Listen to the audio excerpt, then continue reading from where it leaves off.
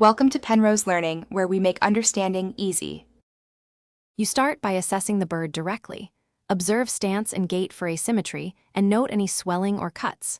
Once done, gently towel wrap the duck to reduce stress and inspect feet and leg alignment. You want a clear view of the track pattern. Make sure to measure the stride length and foot angle with a tape so you have baseline numbers. Begin cleaning minor wounds with antiseptic and pat dry. From here, prepare supportive materials for the corrective steps that follow. You now apply alignment. Position toes and foot to the neutral track angle, using foam as a spacer. Secure lightly with 1/2-inch wrap so circulation isn't compromised. Once wrapped, add a small soft sole pad, about 3-5 mm, to change pressure points and discourage inward rolling.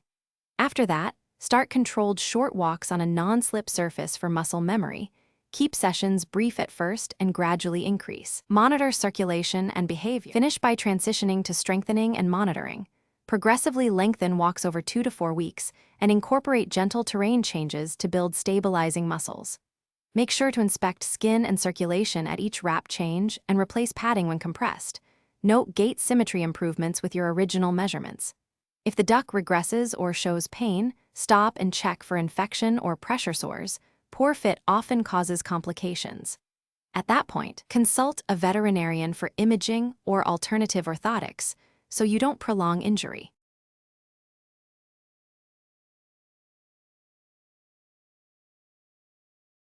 Thanks for watching. If this was helpful, leave a like and consider subscribing. See you next time.